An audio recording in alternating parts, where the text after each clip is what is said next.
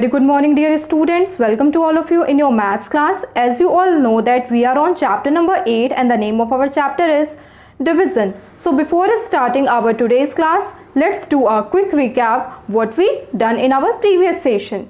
Students, in previous session we have studied about how to solve division with regrouping और हमने exercise number 30 में दिए हुए questions को सॉल्व किया था। तो चलिए एज ए एग्जाम्पल मैं 2 क्वेश्चंस आपको सॉल्व करके आज फिर से एक्सप्लेन करती हूँ। Question number 19 and question number 30। 756 divided by 7। तो हम सबसे पहले दिए हुए नंबर को डिवीजन के फॉर्म में लिखते हैं। 756 को हम अंदर लिखेंगे क्योंकि हमें इसे डिवाइड करना है। किससे डिवाइड करना है? 7 से। 7 को हम बाहर लिखेंगे। ओके 7 और 7 दोनों डिजिट इक्वल है। इट मींस 7 की टेबल से डिविजिबल हो जाएगा। कितने टाइम्स में? 1। 7 1s are 7। तो कितने टाइम्स में मिला हमें वो हम यहां लिखेंगे as a quotient. 7 1s are 7। 7 के नीचे ही 7 लिखेंगे और बेटा हम सब्ट्रैक्शन का साइन जरूर लगाएंगे। आप भूल जा रहे हो यहां सब्ट्रैक्शन का साइन लगाना, ठीक है? अगर आप नहीं लगाओगे आपका क्वेश्चन रॉन्ग हो जाएगा। तो 7 - 7 क्या मिलेगा हमें? 0, ठीक है? अब हम यहां से अपना सेकेंड डिजिट लिखेंगे, टेंस का डिजिट 5। लेकिन 7 के टेबल में 5 नहीं आता है, नहीं मिलता है हमें क्योंकि 5 छोटा है 7 से। इसीलिए हम अपना सेकेंड डिजिट लिख लेंगे जो कि 1s के प्लेस पे है 6।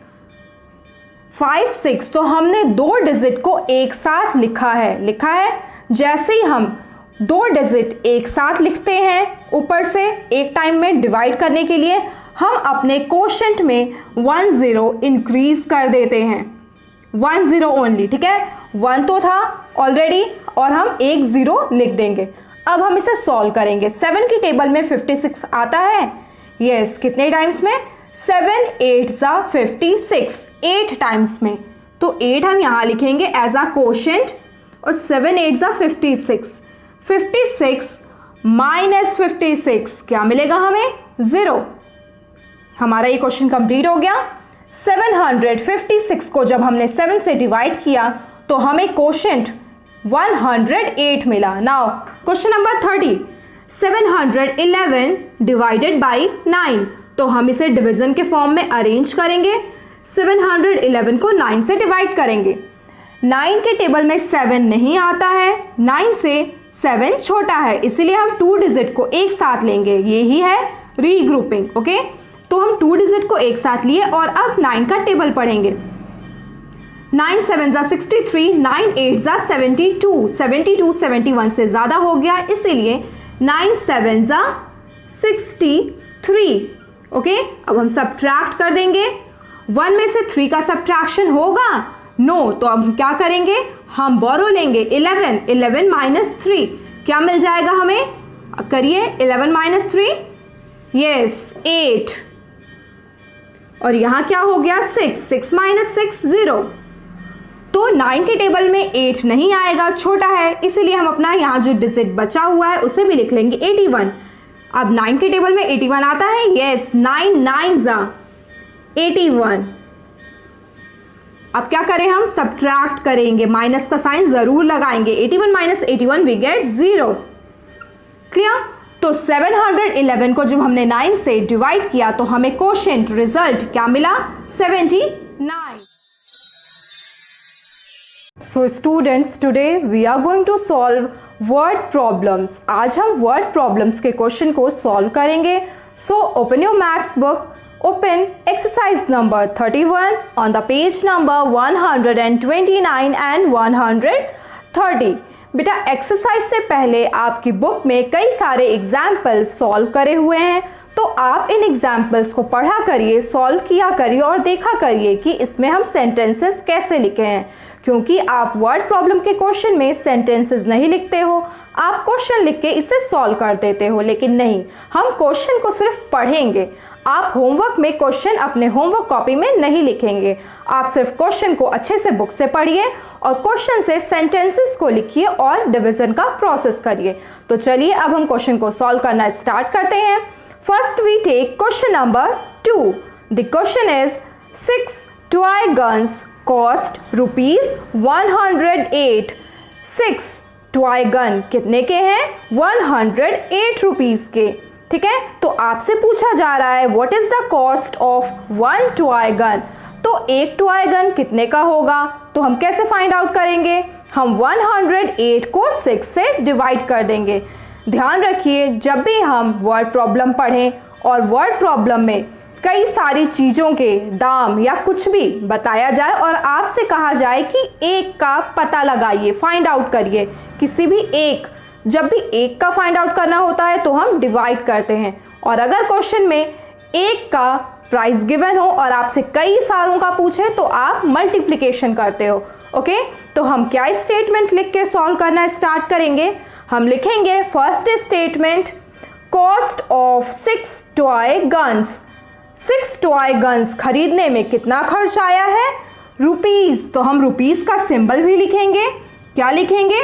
108 रुपीज़ को हम क्या लिख सकते हैं? कैपिटल R और स्मॉल s और डॉट। ठीक है, तो cost of 6 toy guns 108 rupees. The cost of 1 toy gun, तो 1 टॉय गन का क्या कॉस्ट होगा? 108 डिवाइडेड बाय, डिवाइड करेंगे हम किससे? 6 से। तो इसे ब्रैकेट में बंद कर देंगे, जो रिजल्ट मिलेगा वो प्राइस होगा, कॉस्ट होगा, इसलिए हम रुपीज़ का सिंबल भी लगाएंगे। तो अब हम डिवीज़न के प्रोसेस को करके दिखाएंगे अपने कॉपी में। 108 very neat and clean divided by 6। 6 के टेबल में 1 नहीं आता, इसलिए हम 2 डिजिट एक साथ लेंगे।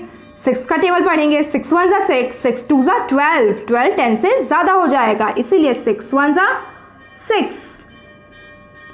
हम टेंस के डिजिट के नीचे 6 लिखेंगे। ओके, अब सब्ट्रैक्ट करेंगे, 0 में से 6 का सब्ट्रैक्शन नहीं होगा। 10 10 माइनस 6 4, और यहाँ 1 नहीं है क्योंकि इसने इसे बोरो दे दिया था, तो 6 के टेबल में 4 नहीं आएगा। अब हम 8 लिख लेंगे यहाँ। अब क्या हो गया ये? 48। 6 के टेबल में 48 आता है? यस। कितने टाइम्स में? 8 टाइम्स में। 6 8 ज़ा 48। Now 48 minus 48 what we get? 0। तो हमें क्वोशिएंट क्या मिला? 18। तो आप क्या लिखोगे लास्ट में statement? The cost of 1 toy gun is equals to 18 rupees. Okay, now come to the next question. Number 5 is 504 students were divided into 6 equal groups. 504 students को बांट दिया गया है 6 बराबर भागों में, ग्रुप्स में, समूह में। How many students are there in each group? और हर एक ग्रुप में कितने स्टूडेंट्स हैं ये आपसे पूछा जा रहा है। आपके स्कूल में कंपटीशन होते हैं क्लासेस में, तो स्टूडेंट्स को हम ग्रुप में बांट देते हैं, तो आप पता लगा लेते हो कि हर ग्रुप में कितने बच्चे हैं काउंट करके। लेकिन हम यहाँ क्या करेंगे? हम यहाँ डिवाइड करेंगे। क्या लिखेंगे? फर्स्ट स्टेटमेंट हम लिखेंगे number of students divided into 6 equal groups. कितने नंबर ऑफ स्टूडेंट्स हैं? क्वेश्चन में क्या गिवन है? 504। ओके, 504 स्टूडेंट्स हैं। Number of students in each group, ये आपको फाइंड आउट करना है। आप कैसे करोगे? आप करोगे 504 डिवाइडेड बाय 6। आप 504 में 6 से डिवाइड कर दोगे। अब हम डिवीजन के प्रोसेस को करते हैं। 504 डिवाइडेड बाय 6। 6 के टेबल में 5 नहीं आता है, इसलिए हम 2 डिजिट एक साथ लेंगे। अब हम 6 का टेबल पढ़ेंगे। 6 6 ज़ा 36, 6 7 ज़ा 42, 6 8 ज़ा 48, 6 9 ज़ा 54। 54 ज़्यादा हो जाएगा, इसीलिए 6 8 ज़ा 48। हम सब्ट्रैक्ट करेंगे, 0 में से 8 का सब्ट्रैक्शन नहीं होगा। हम बोरो करेंगे, 10 माइनस 8 2, 4 माइनस 4 0। 6 के टेबल में 2 नहीं आता है, 2 छोटा है, इसलिए हम यहाँ से अपना बचा हुआ डिजिट लिखेंगे 4। 6 के टेबल में 24 कब आता है? 6 4 ज़ा 24। 24 माइनस 24 क्या मिलेगा हमें? 0। इसका मतलब आपको क्या पता चल गया? हर एक ग्रुप में 84 स्टूडेंट्स हैं। आप लिखोगे number of students in each group is equals to 84। आपको यही फाइंड आउट करना है। Next question, question number 9 is 7 carts can carry 525 boxes of apples. How many boxes can each cart carry? ठीक है, कार्ट मीन्स गाड़ी, बैलगाड़ी या कोई ऐसी गाड़ी जो सामान को ले जा रही है। 7 कार्ट्स में कितने नंबर ऑफ बॉक्सेस हैं एप्पल्स के? 7 कार्ट्स में 525 बॉक्सेस हैं एप्पल्स के। और आपसे पूछा जा रहा है कि हर एक कार्ट में कितने बॉक्सेस होंगे, हम कैसे फाइंड आउट करेंगे? हम स्टेटमेंट लिखेंगे। Our first statement is 7 carts can carry number of apples boxes 525, यही गिवन है क्वेश्चन में। उसके बाद सेकेंड स्टेटमेंट हम लिखेंगे number of boxes can each cart carry. क्या करेंगे? 525 को हम डिवाइड कर देंगे किससे? 7 से। तो हमें पता चल जाएगा कि हर एक कार्ट में कितने नंबर ऑफ बॉक्सेस हैं।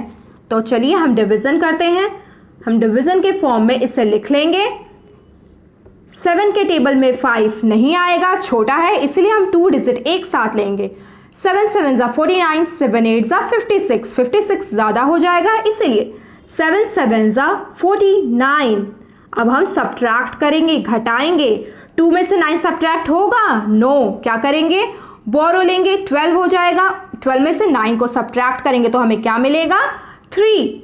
और 4 - 4 0। अब 7 के टेबल में 3 नहीं आएगा, इसलिए हम 5 लिख लेंगे ऊपर से। 7 के टेबल में 35 आता है, यस। 7 5 35, 35 - 35 we get 0। हमें क्वोशिएंट क्या मिला? जो हमें क्वोशिएंट मिलता है वही हमारा आंसर होता है। हम इसे स्टेटमेंट के फॉर्म में लिखेंगे क्योंकि हम वर्ड प्रॉब्लम पढ़ रहे हैं। हम लिखेंगे number of boxes can each cart carry is equals to 75। 75 apple के बॉक्सेस होंगे हर एक कार्ट में। ओके स्टूडेंट्स, आज हमने सिंपल वर्ड प्रॉब्लम सॉल्व करे, एक्सरसाइज नंबर 31 के क्वेश्चंस को सॉल्व किया। अब आप क्या करोगे? आपको मैंने बेटा कई बार बताया है कि वीडियो में जो भी मैं सॉल्व करती हूँ वो आपको मैं समझाने के लिए लिखती हूँ। आप वीडियो से कुछ भी अपने होमवर्क कॉपी या अपने क्लास वर्क कॉपी में नोट डाउन मत किया करिए। आप वीडियो को बहुत ध्यान से देखा करिए और समझा करिए। इसमें बताए हुए क्लास वर्क और होमवर्क को आपको करना होता है। तो आपको जो नोट्स मिलेंगे उससे आप देखकर अपने क्लास वर्क कॉपी को कंप्लीट करोगे और अपने होमवर्क में जो क्वेश्चंस आपको दिए जाएंगे वो होमवर्क रजिस्टर में करेंगे। आप वर्ड प्रॉब्लम के क्वेश्चन होमवर्क कॉपी में नहीं लिखोगे। मैं फिर से कह रही हूँ, आप क्वेश्चन को रीड करोगे और सेंटेंसेस को लिखोगे और डिवीजन के प्रोसेस को बहुत केयरफुली सॉल्व करोगे और एक बार रीचेक करोगे कि आपने जो किया है वो सही है या नहीं। और सब्ट्रैक्शन का साइन लगाना आप नहीं भूलोगे। Clear? Okay, so that's all for today. Thank you.